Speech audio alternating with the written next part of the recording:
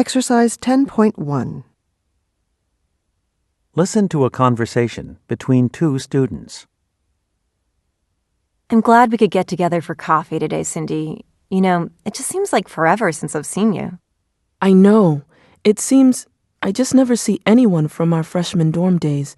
Ever since I started student teaching, I've been just swamped. I never knew how much work. It always seemed to me that teachers had it pretty easy, short work days, summers off, but I never realized how much work you have to take home. Sometimes I'm grading papers until after midnight. Wow, no wonder we never see you anymore. Yeah, and since I'm not taking any regular classes, on campus this term, I hardly ever get up here. I seem to be spending my whole life at West Platte Middle School. That's where I'm student teaching. So, how come you're free today? Oh, this week is spring break for the middle school, for the whole school district. So I came to campus to talk to my academic advisor. Oh, I didn't realize that. Our spring break isn't until next week. So, how's it going? With the teaching, I mean. Except for the long hours, are you enjoying it? Well, let me tell you, at first I thought it was going to be a disaster, a complete disaster. I always saw myself teaching in high school, but there were no student teaching positions open in any of the high schools in the district. I mean, 0, except for one for a German teacher. So that's how I ended up at West Platte. And that wasn't the only problem. I majored in education, but I took lots of classes in physics and chemistry, so I figured they'd put me in a science classroom. But no, the only available classes for me to teach were a couple of math classes. Wow, so you really didn't get anything you wanted, did you? As a matter of fact, no.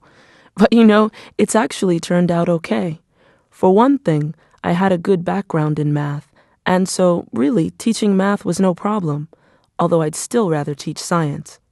But it turns out I like teaching in a middle school. I like it much more than I thought I would.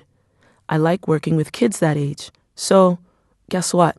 I've decided to look for a job at a middle school instead of at a high school after I graduate. So, what do you need to talk to your advisor about? Oh, I need to talk to her about next fall to set up my class schedule for then. Really? I thought you were all done. I thought you'd finished all your required classes and you were going to graduate when you finished student teaching. Well, I have finished all my required classes. I have all the coursework I need in education and in science, but I still don't have not quite enough total credits to graduate. So today my advisor and I are going to decide which electives I should take next semester. I'm thinking of maybe taking a literature class. I've always wanted to take a Shakespeare class, but I've never had time. Oh well, I'm just glad you'll be around next fall. We can get together more often. Now get ready to answer the questions. You may use your notes to help you. Question 1. What is Cindy's major?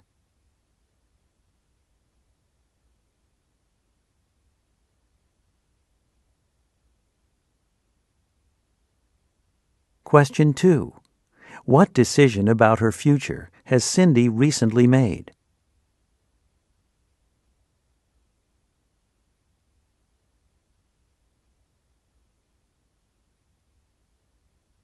Question 3.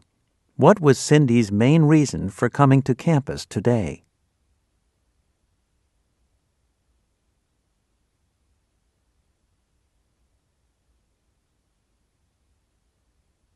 Question 4. What will Cindy be doing next semester?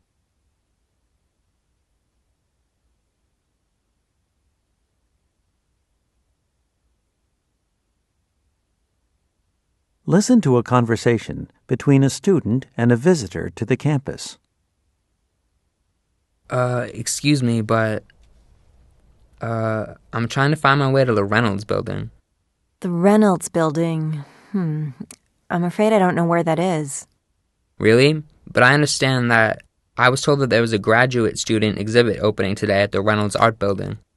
Oh, now I know where you mean. I was there earlier today, matter of fact. Yeah, I guess I guess the Reynolds Art Building is its official name, but no one on campus calls it that. Everyone just calls it the Art Building. The art building, okay. So, how do I get there? Well, just go straight ahead, and then first you come to the main library, right? Then you see a walkway leading off to the left. Go that way and walk past the chemistry building. Wait, I go to the library, I take the walkway to the right. No, to the left past the chem building. Then you cross a little service road. You just walk a little bit farther and you see the art building, the Reynolds building. You can't miss it because there's a big metal thing on a platform right in front of it. A thing? Yeah, there's this big rusty piece of abstract art. I guess you'd call it art. Anyway, it's right in front of the doorway. A big abstract metal sculpture. Okay, I think I've got it. I think you'll like the exhibit. Like I said, I dropped by there this morning and took a quick look around because I'm an art major myself and because, well, grad student exhibits are usually great. My favorite pieces, there's this one little room off the main gallery and it's full of sculptures they're all made from neon lights. They're just beautiful the way they glow. I couldn't believe it wasn't the work of some professional artist. Well, the main reason I'm going is my sister invited me to the opening. She wanted me to see her newest work. Your sister's an artist? Yeah, she's a painter. She just started volunteering to teach art to kids. And I think the way her students paint has sort of rubbed off on her. I think her kids have influenced her more than she's influenced them, as a matter of fact. She's using these bright colors and... Oh, I think I saw her paintings. There was one of a house perched on a hill and another one of a purple lion. I love the colors she uses. Now get ready to answer the questions. You may use your notes to help you. Question 5. Why was the woman confused at first when the man asked her for directions?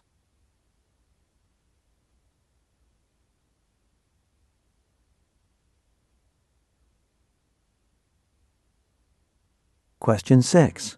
According to the woman, what is directly in front of the art building?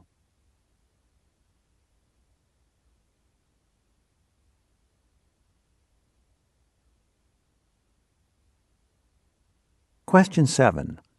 What was the woman's favorite exhibit at the art show?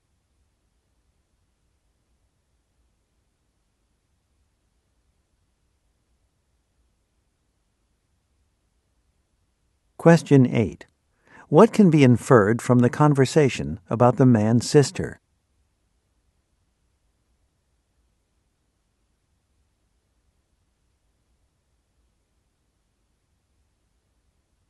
Listen to a conversation between two students.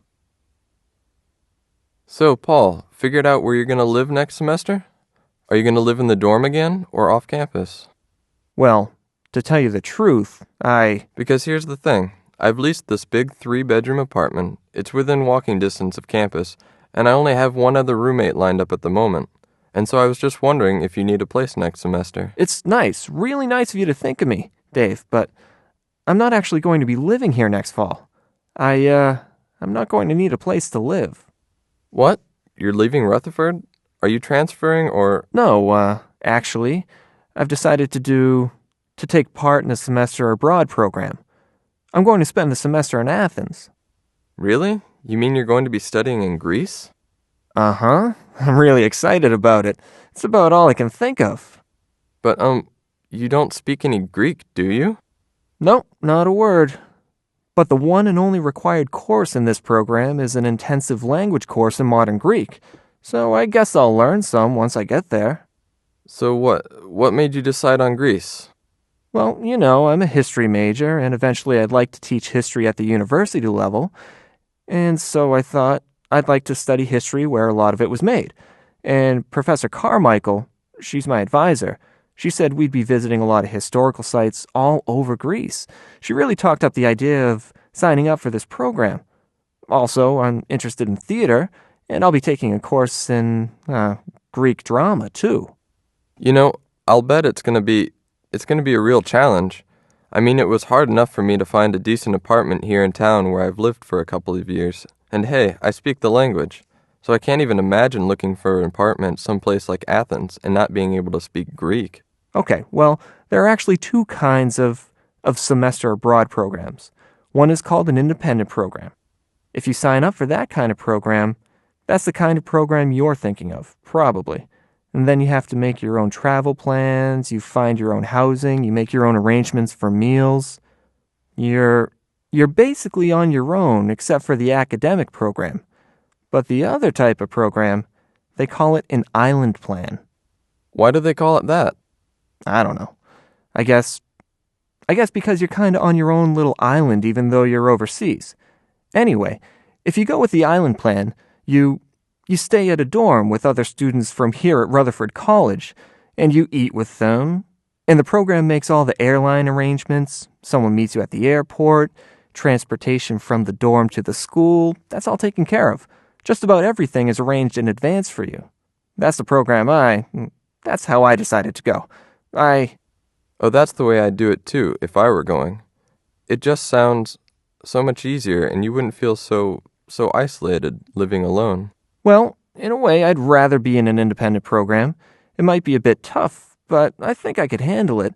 And I think I'd learn more about Greece, and I'd get to meet more local people.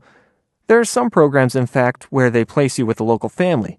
I'd actually love to live with a family, or just out in the community. Plus, it's cheaper to go that way. So, why are you doing that island program then? Well, the main reason is time. My reason for going over there is to concentrate on classes, and I think I would spend all my time taking care of, well, just making living arrangements. So will your teachers all be from Greece? The Greek language professor is, and some of the other teachers too, but some are from here at Rutherford and from other U.S. universities. Professor Carmichael, my advisor, is going to be teaching over there this year. She's never taught in Greece before, but she taught in a similar program in France a couple years ago. Well, it sounds great. I wish I could go myself. Now get ready to answer the questions. You may use your notes to help you. Question 9. Which of these courses is required for students in the semester abroad program in Greece?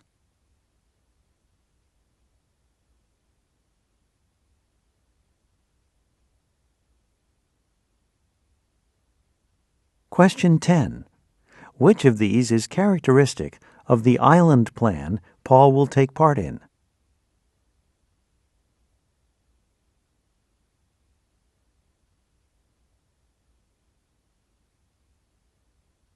Question 11. Why did Paul decide not to take part in the independent plan?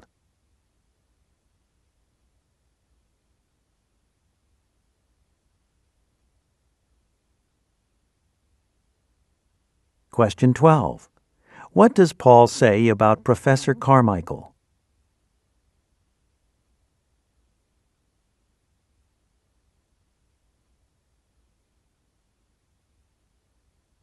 Listen to a conversation between two students. Morning, Steve. Boy, you look exhausted. Do I? Well, guess that's to be expected. I was up almost all night trying to get ready for my chemistry midterm this morning. Really? Any idea how you did on it? Yeah, as a matter of fact, Dr. Porter's already posted grades on her office door, and I could have done a whole lot better. That really surprises me, Steve. You know so much about science. Yeah, well, it's not surprising to me. I know the material, but for some reason, when it comes to taking tests, I never do well. If a class grade depends on a research paper, I do just fine. But when it comes to taking tests, especially multiple choice tests, I just look at the questions and I draw a blank. Have you ever considered taking some seminars at the Study Skills Center? I don't really know anything about it. Well, the center's run by some grad students and junior professors that help undergraduates, help them get organized, learn some techniques that help them do better in their classes. When I first got here last year, I took a course from them on how to do academic research on the internet, and another one on writing term papers. They were really good, really useful. So what other kinds of courses do they offer? Well, I don't know all the courses they offer, but I know they have a class on test-taking skills. Wow, that's right up my alley. And I know there's one on how to, manage your time, how to use your time efficiently. Yeah, well, I guess that's something I need too. I should tell you, one of the things they're going to tell you is not to stay up all night cramming for a test.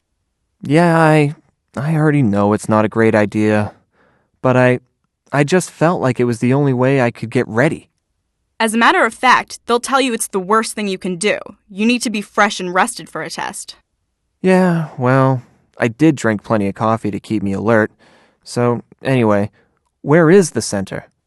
They have a little office in Staunton Hall, across the quadrangle from the physics tower. You know where I mean? That's where you go to sign up. They actually hold their seminars in the main library. I don't know if they're holding any seminars just now, but I think they start new ones every 6 weeks or so. I should go by there now and try to talk to someone. If I were you, Steve, I think I'd go by there tomorrow. Right now, you should go back to your dorm and catch up on your sleep. Now get ready to answer the questions. You may use your notes to help you. Question 13. Why does Steve look tired?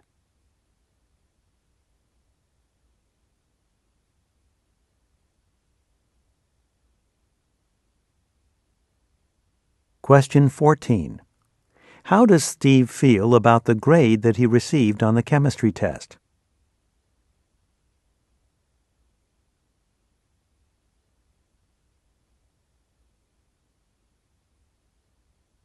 Question 15. Who teaches the seminars at the Study Skills Center?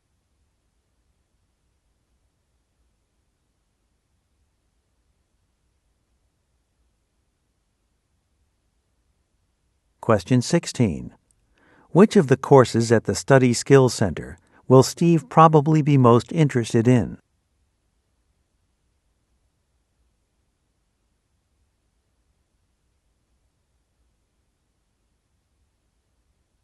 Question 17. Where is the Study Skills Center?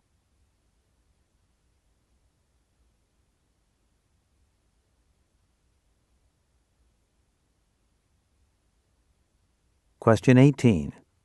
What does the woman suggest Steve do now?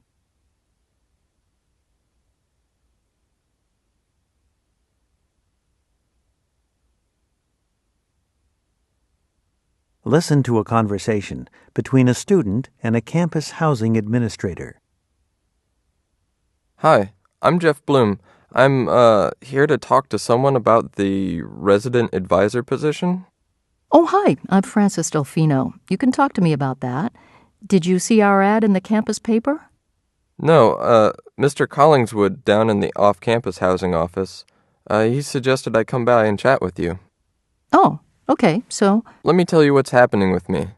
I've been living off-campus, living by myself in an apartment, right? Which is great, but my landlord decided to sell the house I'm living in, and the new owner is, well, first she's going to remodel, so I have to move out anyway. Then she's going to rent the apartments for a lot more money. And, well, to make a long story short, I need a place to live just for one more semester. And you're interested in becoming a resident advisor? Well, I came by the housing office today to see if, well, the off-campus housing office has a list of apartments available. But everything on the list is too expensive or way too far from campus, or you need to sign a year's lease.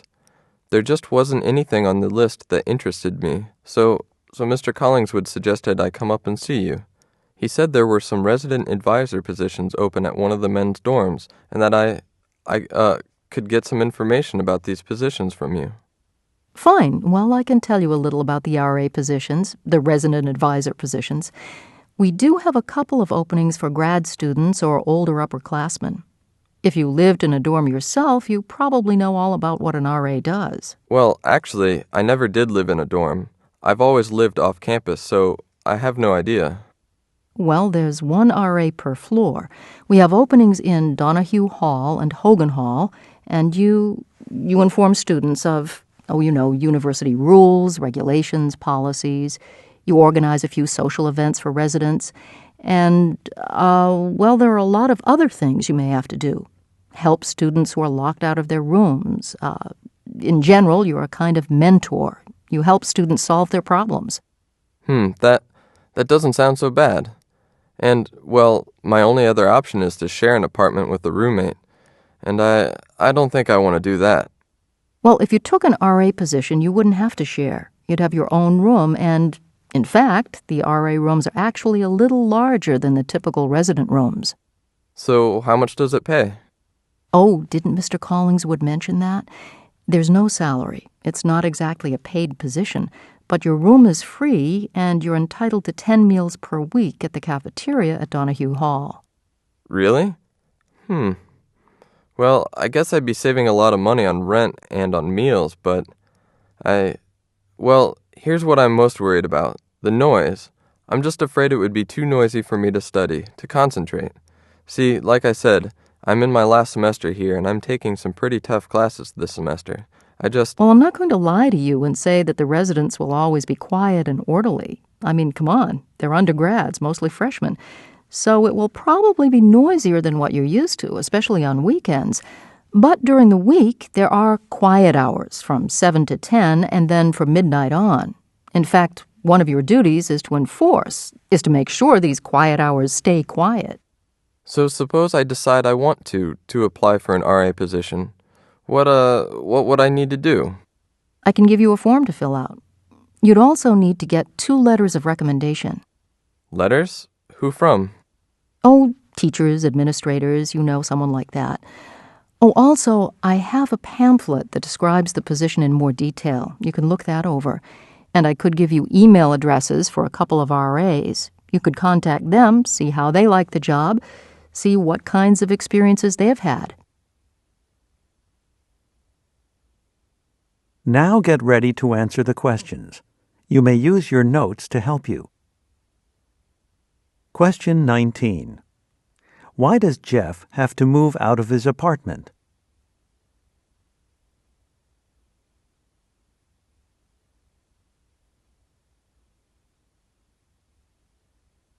Question 20. How did Jeff find out about the resident advisor position?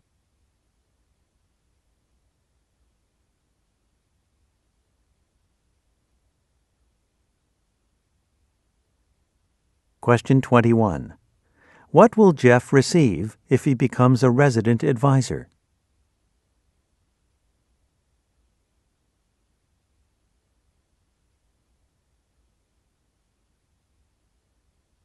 Question 22. What does Ms. Delfino suggest Jeff do to get more information about the position?